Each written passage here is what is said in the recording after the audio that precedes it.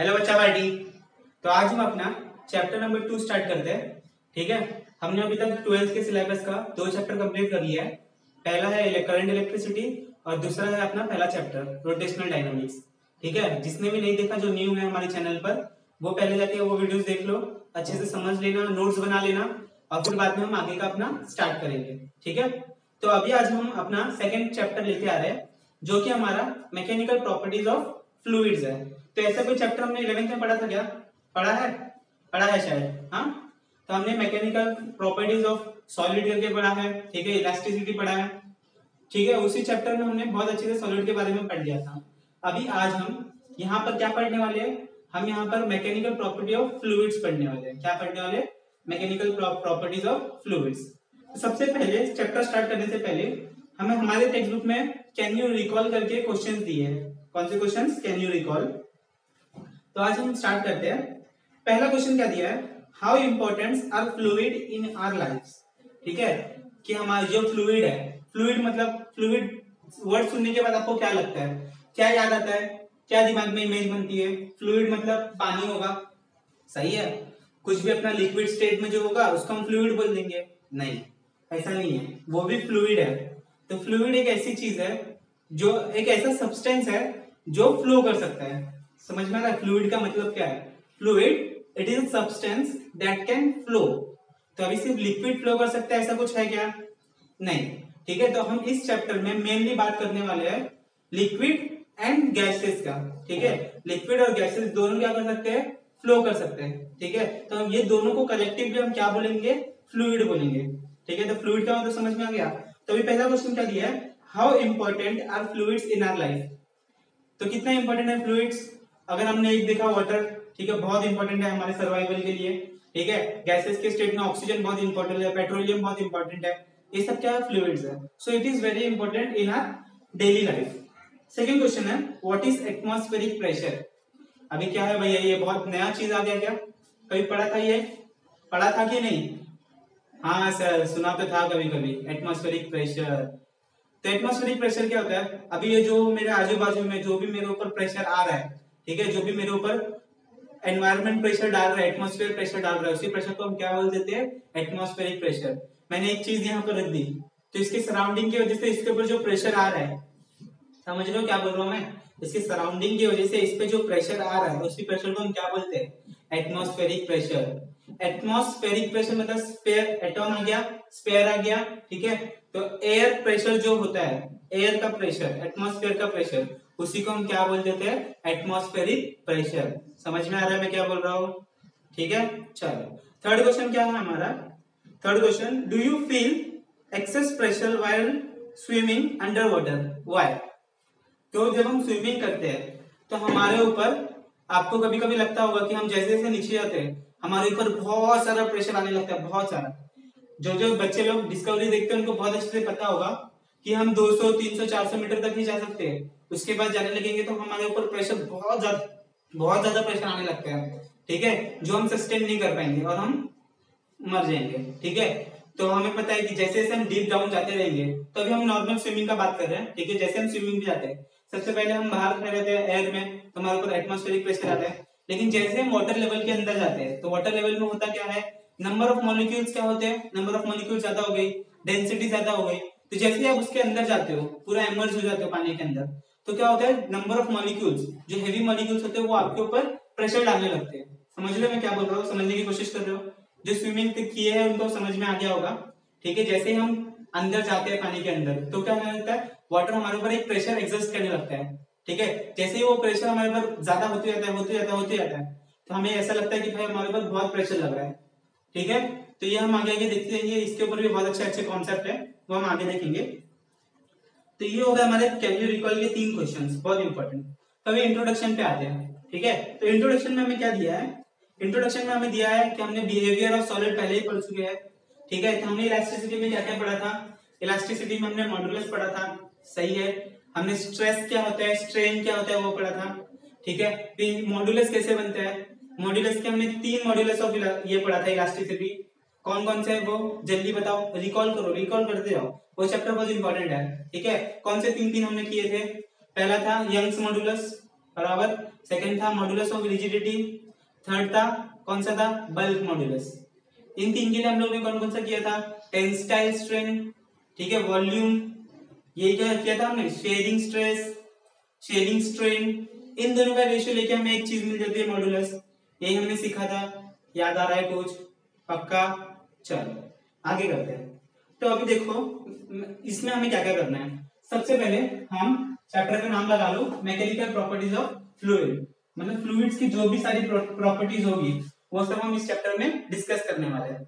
सही है, तो पहले सबसे पहले फ्लूइड का मतलब समझ लेते हैं।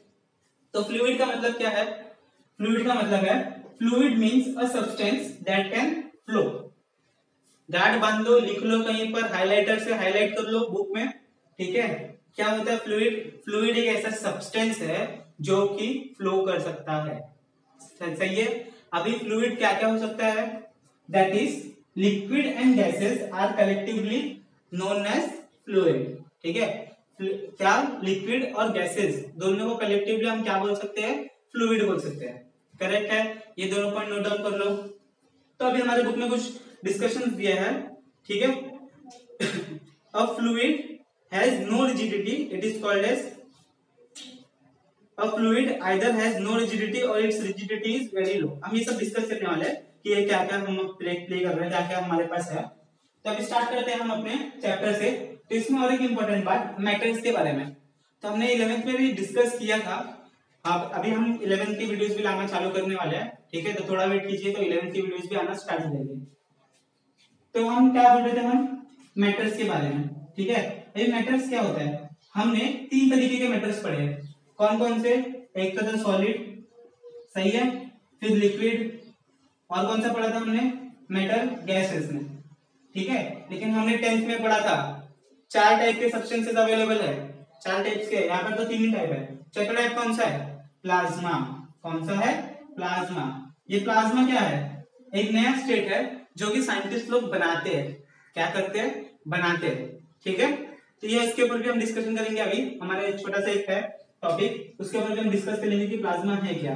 फ्री इलेक्ट्रॉन्स का एक भंडार है, ठीक है, जिसमें न्यूट्रल आइटम्स होते हैं, ठीक है, बहुत कुछ है इसमें, तो हम डिस्कस कर लेते हैं, छोटा सा पार्ट है प्लाज्मा के ऊपर। तो अभी इसमें और क्या लिखा है, सेकंड पॉइंट लिखा है, it can be deform by applying external force. क्या लिखा है, इट कैन बी डिफॉर्म।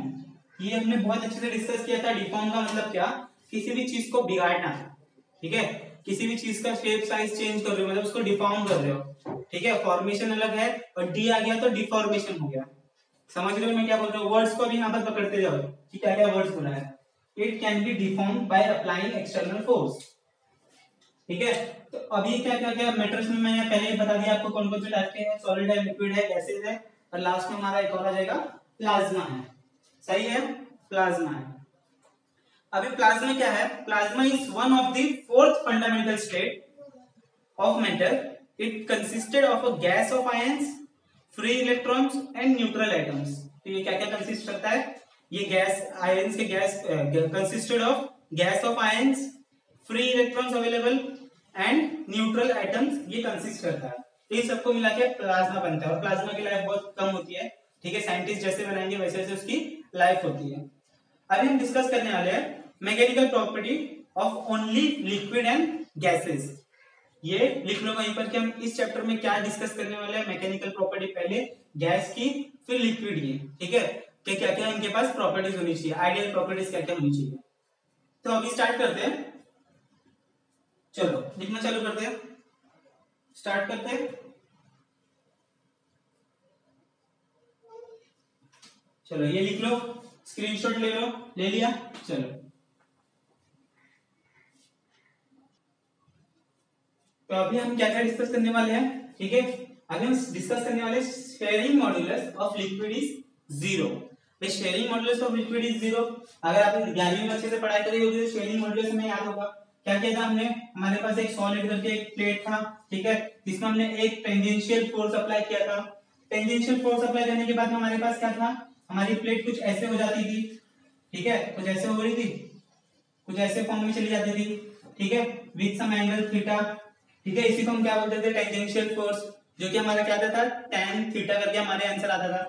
ठीक है। तो tangential modulus of liquid is 0। बोलने का मतलब क्या है कि इसका जो स्ट्रेस और स्ट्रेन का रेशियो है, अच्छे से सुनना, स्ट्रेस और स्ट्रेन का रेशियो है, उसमें स्ट्रेस की वैल्यू कितनी हो जाती है? 0। स्ट्रेस की कोई वैल्यू नहीं होती है, ठीक है। इसलिए 0 अपॉन एनीथिंग, स्ट्रेन कुछ भी हो लेकिन 0 अपॉन एनीथिंग क्या होता है? हमेशा 0 होता है। इसलिए यहाँ पर क्या लिख दिया है? Sharing modulus of liquid is 0, ठीक है। Sharing modulus of liquid is 0। Second point क्या लिखा है? Fluid can flow under the action of force and और प्रेशर, ठीक है। तो लिक्विड कैसे फ्लो कर सकते हैं हम? Under the action of force, मतलब लिक्विड को हम फोर्स लगाकर कहीं पर भी मूव करवा सकते हैं, फ्लो करवा सकते हैं, ठीक है। प्रेशर अप्लाई किया तो भी वो एक जगह से दूसरी जगह पे फ्लो हम करवा सकते हैं, ठीक है। तो ये सब नॉर्मल फ्लूइड का ये है कि कैसे काम करती है, कैसे कहां पर जाता है, ठीक है। तो ये हमें याद रखना है कि कौन के अंडर में जाता है? Fluid flows under the action of force और प्रेशर, ठीक है। अब ये सबसे मेन आ गया हमारे पास प्रॉपर्टीज ऑफ आइडियल फ्लूइड। क्या आ गया हमारे पास? Properties of ideal fluid. Ideal fluid की बात कर रहे हैं अभी हम, तो अच्छे से देखना। पहले क्या दे दिया? It is incompressible. क्या बोल दिया है? It is incompressible. तो अभी आपको वर्डिंग से समझ गया इट इज इनकंप्रेसिबल मतलब इट्स डेंसिटी इज कांस्टेंट। क्या बोला मैंने? डेंसिटी। क्या बोल रहा हूं मैं? Density is constant. What is density? What is density? It is nothing but mass upon volume, ठीक है। Mass upon volume is nothing but density. तो डेंसिटी क्या होगी? हमेशा कांस्टेंट होगी, मतलब हम उसको कंप्रेस नहीं कर सकते फ्लूइड को। अगर मैं एक एग्जांपल लूं, अगर मुझे एक मेरे पास डब्बा है इतना साइज का, मेरे पास 1 kg का गैस है, ठीक है। वो गैस इसमें भी आ जाएगा, वो गैस इतने कंटेनर में भी आराम से हो जाएगा। मतलब डेंसिटी क्या है? कांस्टेंट है, वो अपने आप को अच्छे से डिस्ट्रीब्यूट कर सकता है, ठीक है। समझ रहे हो मतलब मैं क्या बोल रहा हूँ? फ्लूइड क्या है? Ideal fluid is incompressible. Second है इट फ्लोज इन इररोटेशनल। क्या बोला मैंने? It flows in irrotational. Irrotational मतलब its flow is smooth. Its flow is smooth. There are no turbulence in the flow. There are no turbulence in the flow. इसका मतलब कोई बाहर से external force आ नहीं रहा है। टर्बुलेंस कैसे बनता है? नेचर हमारा एक टर्बुलेंस एक जगह पे ज्यादा फोर्स लगा देती है हवा का, तो क्या हो जाता है? टर्बुलेंस बनना स्टार्ट हो जाता है, जिसकी वजह से हमारा एक बड़ा सा एयर का पूरा ये हम बोल सकते हैं एक प्रेशर और एयर का हमारा पूरा बवंडर बन जाता है और वो सबको लेके चला जाता है। तो वो क्या है? हमारा फ्लूइड क्या है? इररोटेशनल। हम उसको ऐसे रोटेट नहीं करवा सकते, ठीक है, under the action of force, ठीक है। उसको मैं ज्यादा रोटेट नहीं करा सकते, इसलिए क्या बोला? It flows in irrotational. मतलब उसका फ्लो कैसे है? स्मूथ है, आराम से जाएगा, उसको हम कोई बवंडर नहीं बना सकते। अभी फिर उसके बाद आ गया point, it is non viscous. ये नॉन विस्कस आपके लिए नया वर्ड होगा शायद, जिन लोगों को पता है बहुत अच्छी बात है। तो नॉन विस्कस मतलब, पहले विस्कस की बात कर रहे थे कि विस्कोसिटी क्या होती है। विस्कोसिटी मतलब एक लिक्विड का ऐसा प्रॉपर्टी होता है जो कि अभी आपने हनी देख लो, ठीक है। हनी की बोतल को आप लोग ऐसे टेढ़ा कर दोगे तो भी आप लोग क्या देख रहे हो? उसकी लेयर बाय लेयर क्या करता है? अपना एक एक लेयर करके वो नीचे की तरफ आता है, ठीक है। एकदम से नहीं आ जाता पानी की जैसे, कि पानी की विस्कोसिटी बहुत ज्यादा लो है, ठीक है। समझ लो मैं क्या बोल रहा हूँ? हनी की विस्कोसिटी बहुत ज्यादा हाई है। टूथपेस्ट ले लो, ठीक है। तो इसमें होता क्या है? हमारी जो लेयर्स होती है, ठीक है, ऐसे हमारे लेयर्स है, ये लेयर बाय लेयर, ये एक लेयर पहले नीचे आएगी, फिर ये एक लेयर नीचे जाएगी, फिर एक लेयर ऐसे फ्लो होगा। तो इसको हम क्या बोल देते हैं? विस्कोसिटी बोल देते हैं। तो प्रॉपर्टीज आइडियल फ्लूइड के पास इट इज नॉन विस्कस, ठीक है। There is no internal friction, no internal friction between layers, इसलिए हम इसको क्या बोल दिया है? It is non viscous. फिर उसके बाद में हमारे पास फोर्थ पॉइंट आ गया, इट फ्लोज इन स्टेडी। मतलब इसका फ्लो कैसे है? स्टेडी फ्लो है, आराम से आता है, ठीक है। कोई इसके ऊपर फ्लक्चुएशन नहीं आ रहा है, कुछ नहीं आ रहा है। इसका फ्लो कैसे है? स्टेडी फ्लो है, ठीक है। आगे आगे की बात कर लेते हैं हम। आगे क्या दे दिया है? आगे दे दिया है हमारे पास थोड़ा सा सॉलिड के ऊपर डिस्कशन कर लिया है। तो सॉलिड क्या कर सकते हैं हम? सॉलिड को हम डिफॉर्म कर सकते हैं, सही है। सॉलिड को हम क्या कर सकते थे? डिफॉर्म कर सकते थे। एक्सटर्नल फोर्स अप्लाई किया है कि एक ऑब्जेक्ट में, तो वो अपना साइज और शेप डिफॉर्म वो कर देता था, चेंज कर देता था, और जैसे ही हम उसमें से फोर्स हटाते थे वो अपने ओरिजिनल साइज में आ जाता था, सही है। ये हमने डिस्कस किया है क्लासरूम में, ठीक है। तो यही यहाँ पर भी हमें डिस्कस करना है कि कंप्रेसिबल किया, टेंसाइल किया, एक ऑब्जेक्ट को हमने हर जगह से फोर्स लगाया, ठीक है, तो वो कंप्रेस हो जाएगा। एक ऑब्जेक्ट को हमने हर जगह से खींचा तो वो क्या हो जाएगा? टेंसाइल, उसके ऊपर फोर्स अप्लाई कर रहे हैं हम। तो अभी आगे देखो, solid opposes the shearing stress either by developing a restoring force, which means that deformation are reversible, or they require a certain initial stress before they deform and starts flowing. ठीक है, तो हमने अभी क्या बात की, हमारे पास एक ये है ऑब्जेक्ट है, ठीक है, अब इसके ऊपर हम फोर्स लगा रहे हैं, इसके ऊपर हम फोर्स लगा रहे हैं और क्या कर रहे हैं, हम इसको डिफॉर्म करने की कोशिश कर रहे हैं, लेकिन सॉलिड है, जब डिफॉर्म नहीं होगा, तो जब तक वो डिफॉर्म नहीं होता है, इसका मतलब क्या कर रहा है, अंदर से भी जो इनके मॉलिक्यूल्स है वो बाहर की तरफ फोर्स अप्लाई कर रहे हैं, क्या कर रहे हैं, बाहर की तरफ फोर्स अप्लाई कर रहे हैं। तो ये जो अंदर से बाहर की तरफ फोर्स अप्लाई कर रहे हैं, इसको हम क्या बोलते हैं, इसी चीज को हम क्या बोलते हैं, रिस्टोरिंग फोर्स। समझ में आ रहा है मैं क्या बोल रहा हूँ?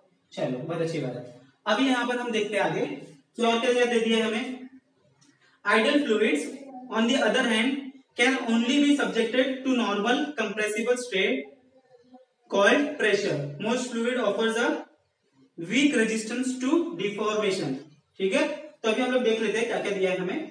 अभी हमें लिख लो, अभी हम देखेंगे properties of fluids, properties of fluids. अभी हमने आइडियल गैस, आइडियल लिक्विड देख लिया, आइडियल फ्लूइड देख लिया, अभी हम देखेंगे प्रॉपर्टीज ऑफ फ्लूइड। तो हेडिंग डाल लो, हेडिंग डाल लो, हेडिंग, हेडिंग डाल लिया, चलो स्टार्ट करते हैं अभी। तो टॉपिक लगा लिया प्रॉपर्टीज ऑफ फ्लूइड, ठीक है। तो अभी प्रॉपर्टीज ऑफ फ्लूइड में देखो क्या क्या दिया है हमें, they do not oppose deformation, they get permanently deform. तो ऐसे प्रॉपर्टीज ऑफ फ्लूइड से हम बात कर रहे हैं कि they do not oppose deformation, ठीक है, डिफॉर्मेशन को अपोज नहीं करते, दे गेट परमानेंटली डिफॉर्म। जो भी आप उनको शेप में डाल दोगे वो उसी शेप में अपने आप को मोल्ड कर लेंगे, ठीक है। Second point, they have the ability to flow, they have the ability to flow. तो फ्लूइड को हम, गैसेस को हम, लिक्विड को हम क्या करवा सकते हैं, फ्लो करवा सकते हैं। फिर उसके बाद में they have ability to take the shape of the container, मतलब उसको किसी भी फ्लूइड को आप किसी भी कंटेनर में डाल दो, जो कि स्क्वायर शेप का हो, ट्रायंगल शेप का हो, कोई भी शेप का हो, वो उसी शेप का अपने आप को, बॉडी को ये कर लेगा। जैसे कि हमने एक स्क्वायर ले लिया, इसके अंदर डाला फ्लूइड को, तो वो उसका शेप ले लेगा, ट्रायंगल के शेप में डाला तो वो उसका शेप ले लेगा, मतलब हम, इसके पास ऐसी एबिलिटी होती है कि वो कोई भी शेप ले लेगा जो भी कंटेनर का शेप होगा, ठीक है। A fluid exhibits this property because it can not oppose a shearing stress when it's static equilibrium, ठीक है, ये पॉइंट भी दे दिया है। अभी आगे देखते हैं, आगे दिया है हमें एक और टॉपिक दिया है, फ्लूइड एट रेस्ट। अभी क्या टॉपिक दे दिया हमें, फ्लूइड एट रेस्ट। तो फ्लूइड एट रेस्ट का मतलब समझ लेते हैं हम क्या क्या दिया है। फ्लूइड एट रेस्ट, इसका एक, ये पूरी फिजिक्स की एक नई ब्रांच है, ठीक है, जिसको हम बोलते हैं हाइड्रोस्टैटिक्स, जिसको हम क्या बोलते हैं, जिसको हम बोलते हैं हाइड्रोस्टैटिक्स। तो टॉपिक डालो फ्लूइड, फ्लूइड एट रेस्ट, लिखो, it is the branch of physics, it is the branch of physics which deals with the properties of fluid at rest is called hydrostatics। समझ रहे हो मैं क्या बोल रहा हूँ? ये एक नया टाइप का हमारे पास एक ब्रांच है, नया टाइप का नहीं है, पहले से है, ठीक है, अभी हमें पता चल रहा है कि एक ब्रांच का एक नया ये है, एक ब्रांच, फिजिक्स का एक ब्रांच है जो किसकी स्टडी करता है, प्रॉपर्टीज ऑफ फ्लूइड की स्टडी करता है, ठीक है। उसका नाम क्या है, उसका हाइड्रोस्टैटिक्स, नाम क्या है उसका, हाइड्रोस्टैटिक्स। स्टैटिक का मतलब तो हमें पता है कि जो मूव नहीं करता, हाइड्रो मतलब क्या, हाइड्रो मतलब क्या, वाटर टाइप का, ठीक है।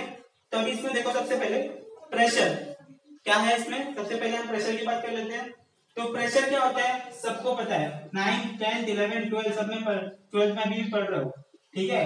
प्रेशर क्या होता है, जल्दी बताओ क्या होता है, फोर्स पर यूनिट, फोर्स पर यूनिट एरिया, करेक्ट, क्या होता है, फोर्स पर यूनिट एरिया, इसी चीज को हम क्या बोलते हैं, फोर्स बोलते हैं। तो इसका फॉर्मूला भी लिख लेते हैं। अभी इन टर्म्स ऑफ फ्लूइड में देखते हैं, अ fluid at rest exerts a force on the surface of contact. बहुत इंपॉर्टेंट पॉइंट है, नोट डाउन कर लो, नोट डाउन करो, क्या बोला मैंने, अ fluid at rest exerts, a fluid at rest exerts a force on the surface of contact, ठीक है। इसका मतलब समझने की कोशिश करो मैं क्या बोल रहा हूँ। हमारे पास कंटेनर था, कंटेनर में हमने जो लिक्विड भर दिया था, ठीक है। तो जो भी ये जो लिक्विड है, फ्लूइड है, जो भी जिस जिस कॉन्टेक्ट में आएगा, ठीक है, इस कॉन्टेक्ट में आ रहा है, इस कॉन्टेक्ट में आ रहा है, इस कॉन्टेक्ट में आ रहा है, इसमें आ रहा है, तो हर कॉन्टेक्ट क्या करेगा, उसके ऊपर फोर्स अप्लाई करने की कोशिश करेगा। Fluid at rest exerts a force on the surface of contact, मतलब ये लिक्विड जितने भी कॉन्टैक्ट्स में है, ये देखो इस लेयर की कॉन्टैक्ट में है, इस वॉल के कॉन्टैक्ट में है, बॉटम के कॉन्टैक्ट में है, तो ये हर बॉटम जो साइड वॉल्स है उन सब पे क्या करेगा, फोर्स अप्लाई करने की कोशिश करेगा। एक कंटेनर है हमारे पास, उस कंटेनर में पानी भर के रखा है, तो पानी जो है, फ्लूइड जो है, जो भी हमने फ्लूइड रखा है, ठीक है, जो भी वो कांटेक्ट में आएगा उन सब कॉन्टेक्ट्स पे क्या करेगा, फोर्स अप्लाई करने की कोशिश करेगा। उसके बाद में हमें क्या दे दिया, सरफेस में बी द वॉल और the bottom of the open container, the normal force exerted by the liquid और फ्लूइड एट रेस्ट पर unit area of contact is called as pressure. लिख लो अभी, अच्छे से लिखना, क्या बोल रहा हूं मैं, the force exerted by the force exerted by a fluid at rest per unit area of contact is called as pressure, is called as pressure। तो प्रेशर का फॉर्मूला क्या बन जाएगा, प्रेशर का फॉर्मूला क्या बन जाएगा, फोर्स पर यूनिट एरिया, कौन सी फोर्स, रेस्ट पे जो फोर्स है वो वाली फोर्स, कौन सा एरिया, जो भी कांटेक्ट में है कंटेनर के वो एरिया, ठीक है। तो हमारे पास क्या आ गया, pressure is equals to force upon area, formula बना लिया, लिख लो, फॉर्मूला लिख लो, P stands for pressure, if F stands for force at rest, A stands for area of contact, सही है, लिख लिया। तो ऐसा यूनिट क्या है, फोर्स न्यूटन में आता है, एरिया कैसे मेजर करते हैं, मीटर स्क्वायर में, सही है। तो यूनिट क्या बन गई, न्यूटन पर मीटर स्क्वायर, तो 1 न्यूटन पर metre square is equals to क्या होता है, 1 पास्कल होता है। पास्कल भी एक फोर्स प्रेशर का यूनिट है, ठीक है, 11th में हमने डिस्कस किया है। पास्कल भी क्या है, प्रेशर का यूनिट है, सही है। हमारे पास डायमेंशन क्या बना सकते हैं हम, डायमेंशन क्या बना सकते हैं, फोर्स का डायमेंशन क्या है, L1 M1 T का -2, सही है। एरिया का क्या आ जाएगा, L0 M0, यहाँ L आ जाएगा L2 M0 T0, सही है, सिर्फ लेंथ है, तो ये ऊपर गया तो माइनस हो जाएगा।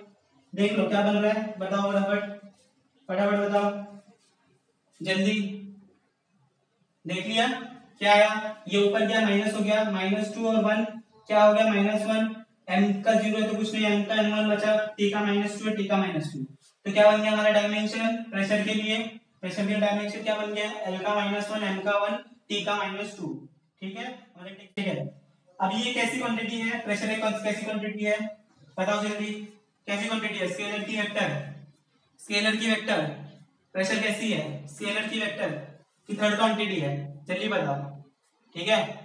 जो बच्चों को पता है वो बहुत अच्छी बात है कि ये भैया एक थर्ड क्वांटिटी जैसी है, लेकिन अगर थर्ड क्वांटिटी हमारे पास है ही नहीं तो हम क्या बोलते थे, ये स्केलर क्वांटिटी है, ठीक है। जैसे करंट, करंट क्या है, स्केलर है कि वेक्टर है, पता नहीं सर, ठीक है, तो हम उसको क्या बोल देते हैं, स्केलर क्वांटिटी है, ठीक है। टेंसर क्वांटिटी आप लोग सुने होंगे, टेंसर क्वांटिटी थर्ड क्वांटिटी है, ठीक है। आपका भी आगे डिग्री में आएगा तो आपको पता चलेगा। चलो लिख लो, इतना स्केलर क्वांटिटी है, चलो लिख लिया, इतना लिख लिया, ठीक है। तो आज के लिए हम इतना ही यहाँ पर ही खत्म करते हैं, ठीक है। टेक्स्ट बुक रीड कर लेना अच्छे से तो और अच्छे से समझ जाएगा, ठीक है। अगर वीडियो थोड़ा भी अच्छा लगा हो, कहीं पर भी अच्छा लगा हो तो लाइक कर देना, अपने फ्रेंड्स के साथ शेयर करते जाओ, ठीक है। उनको भी ये फ्री का माल ले लेने दो, ठीक है। घर पे बैठे बैठे और क्या कर सकते हैं हम, और कुछ भी डाउट हो, सिली डाउट हो, कैसे भी डाउट हो, कमेंट सेक्शन में बता देना, ठीक है। चलो मिलते हैं नेक्स्ट लेक्चर में।